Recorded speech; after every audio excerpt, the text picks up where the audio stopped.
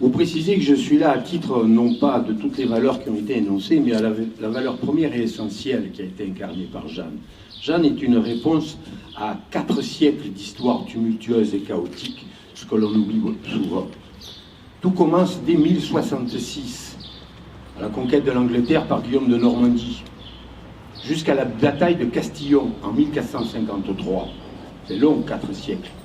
Les rois d'Angleterre conservent des fièvres en France, épines dans le royaume, poison permanent. Rien n'y fait.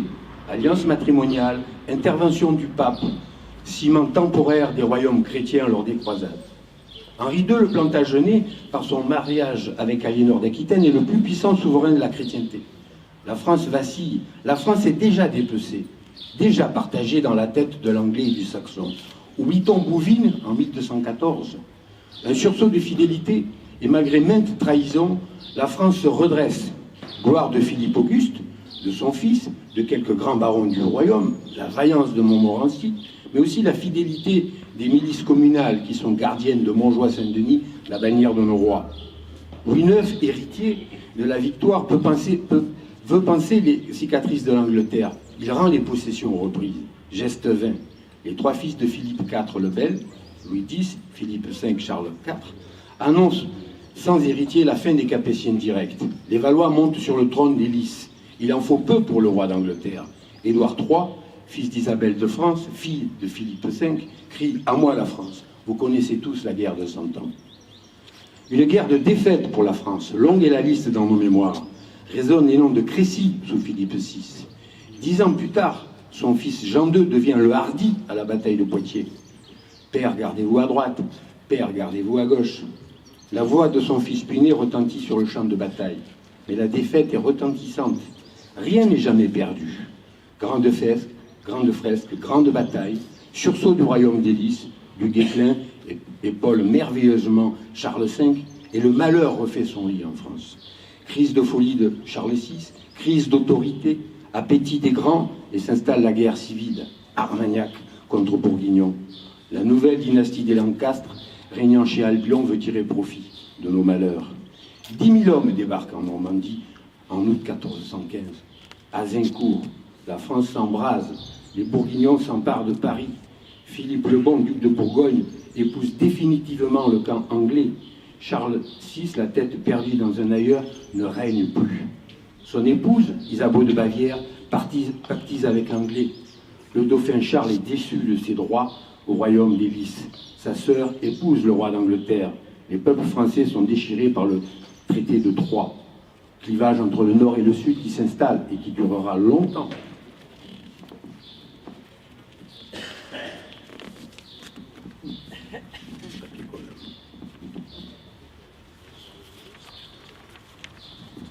La fidélité au dauphin, petit roi de Bourges, est patente au sud de la Loire.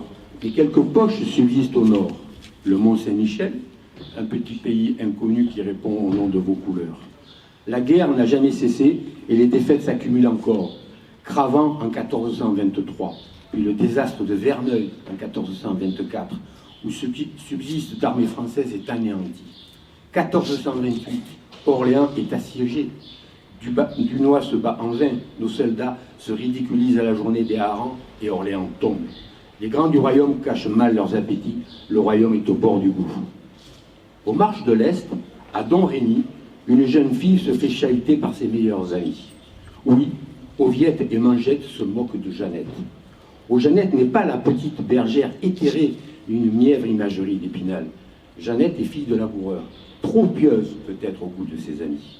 Le pays connaît la guerre, les pillages, et souvent Jeannette a dû se réfugier avec sa famille, comme tous les autres habitants, dans la forteresse, simple maison forte sur la presqu'île formée par le confluent de 2 bras de Meuse. Oui, la guerre est partout, et à vos couleurs, Robert de Baudécourt est du parti français. Jeannette, qui n'est pas encore Jeanne, a 13 ans. Il est midi. Belle journée d'été. Jeannette est dans le jardin de son père. Une voix vient du côté de l'église dans la clarté. À partir de ce jour, cette voix, d'autres voix seront les compagnes fidèles de Jeannette puis de Jeanne, Sainte Catherine, Sainte Marguerite d'Antioche et bien sûr le grand Saint-Michel. Jeannette se défend. Je suis une pauvre fille. Je ne sais ni chevaucher, ni faire la guerre. De quoi se défend-elle? les voix lui enjoignent une mission. Aller en France, délivrer Orléans, faire sacrer le roi à Reims et bouter l'Anglois hors du royaume. Cette injonction conduira toute la vie de Jeanne jusqu'au bûcher. Rien de surprenant à ce que Jeanne se défende. Imaginons cette jeune fille. Mais les voix la rassurent. Va, va, Dieu deviendra en aide. Et les voix lui donnent sa feuille de route. Allez voir Baudricourt, qui la congédiera 2 fois. Il l'équipera la 3e.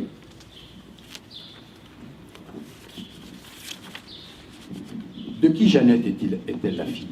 Jeannette est la fille du fiat, pareil à Marie face à l'ange de l'Annonciation. Jeannette se mue en Jeanne. Jeannette ne répond pas, et Jeanne encore moins, à quelques impératifs. Dit le peuple se lève. Absolument pas. Le peuple a trahi, il ne faut pas l'oublier. Le peuple est les grands. Faire de Jeanne une imagerie républicaine est un contresens à la fois historique et à la fois spirituel. Peut-on imaginer la tête d'un homme d'armes du premier tiers du XVe siècle face à une jeune fille qui le regarde droit dans les yeux et lui dit « Mon Seigneur, le roi du ciel veut que le dauphin devienne roi et que elle, Jeannette, le mènerait pour le faire sacrer. » Il faut peu de temps pour que la réputation de Jeanne enflamme la grande province. Charles II, duc de Lorraine, âgé, l'amende pour qu'il le guérisse de la goutte. Elle l'envoie très gentiment promener. Elle refuse. Elle lui conseille de reprendre son épouse et de répudier sa maîtresse. Et Jeanne poursuit son chemin. Vous connaissez la suite. Point besoin de tracer, étape par étape, la vie de Jeanne. Chinon, où le petit roi, hésitant, la reçoit, cachée. Elle le découvre. Elle le découvre non, surtout à lui-même.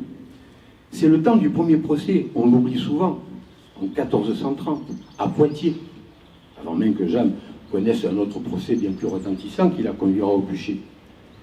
Jeanne, c'est une leçon pour nos temps difficiles. Jeanne a tout affronté, faisant preuve d'une résistance extraordinaire, et la bêtise ne fut pas le moindre de ses adversaires. Chef militaire, personnalité hors du commun, Bergson disait « On ne peut l'expliquer humainement ». Maintes fois, Jeanne a affronté la légalité de son temps, comme nombre d'entre nous ici affrontons la légalité du nôtre. Jeanne ne s'est jamais départie de sa confiance totale, absolue, dans ce qui était légitime. Pour mémoire, le premier homme politique qui s'est appuyé sur l'image de Jeanne, c'est ni plus ni moins que Richelieu. Il a fait accrocher son portrait peint par Philippe de Champaigne. Si la Révolution française a coupé le lien millénaire entre le roi et les Français, c'est Jeanne qui a maintenu ce lien. Pour qui veut bien savoir entendre Jeanne. Le oui de Jeanne à Saint-Michel, à Sainte-Catherine, à Sainte-Marguerite, fait écho au premier de la France à son baptême. Jeanne, chef militaire, se tient droite. Que répond-elle? Dieu premier servi. Il y a une vision, je dirais, canaille qui s'est développée. Je pèse mon mot, une vision canaille qui s'est développée de Jeanne. Michelet, celui que certains appellent le grand Michelet, et qui n'a rien compris à Jeanne, a été le chantre de la Jeanne républicaine. Pardonnez-moi de le citer. Que dit Michelet? Elle aima tant la France, et la France touchée se mit à s'aimer elle-même. Souvenons-nous toujours, Français, que la patrie bien-aimée est née du cœur d'une femme, de sa tendresse et de ses larmes, du sang qu'elle a donné pour nous. C'est bien gentil, c'est bien beau. J'ai entendu tout à l'heure des discours, on faisait maintes et maintes fois appel à Jeanne, à Jeanne, à Jeanne. Et que Jeanne vous dirait, que Jeanne nous dirait à tous. La première chose qu'elle nous dirait, c'est à genoux. Et je vous remercie.